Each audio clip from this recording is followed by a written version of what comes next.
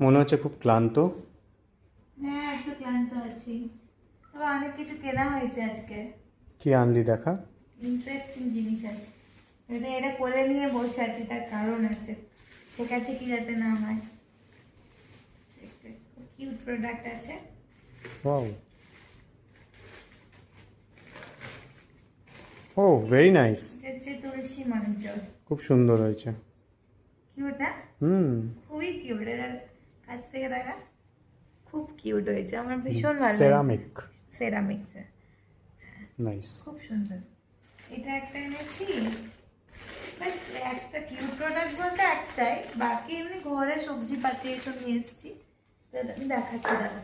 ও ও আর একটা জিনিস, এটা এই ওয়েদারে বোধহয় সবাই কিনছে, কাদের কাদের পছন্দ কমেন্ট করে জানাবে। এই যে আতা। আটা, বাজার থেকে আটা নিয়ে এসেছি।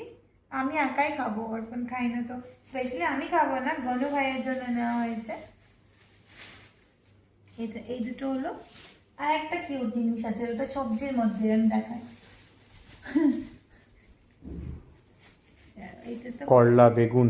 না, করলা বেগুনের থেকে একটা কিউট জিনিস আছে, করলা বেগুনি তার মধ্যে একটা ইন্টারেস্টিং আছে। এটাও জানাবে যে কারা কারা পছন্দ করো বা আগে দেখেছো। এই যে, এটা একটা বেগুন, সবাই চিনি। এই যে, এগুলো হচ্ছে কিউটেস্ট বেগুন। এই বাস, সাদা বেগুন। সাদা ইঁদুরের মতো দেখতে লাগে, খুব কিউট, এই জন্য এগ প্ল্যান্ট বলে। আমাদের পুরো ডিমের মতো লাগে এগুলো। এগুলো লম্বা লম্বা, তাই এমনি ডিমের মতনও গোল গোল ফাটালে পাওয়া পোচও যায়। হয়ে যেতে পারে। হ্যাঁ, বাজে বকিস না। তো এইটা কেমন লাগলো সবাই বলবে। নাইস। সাদা বেগুন।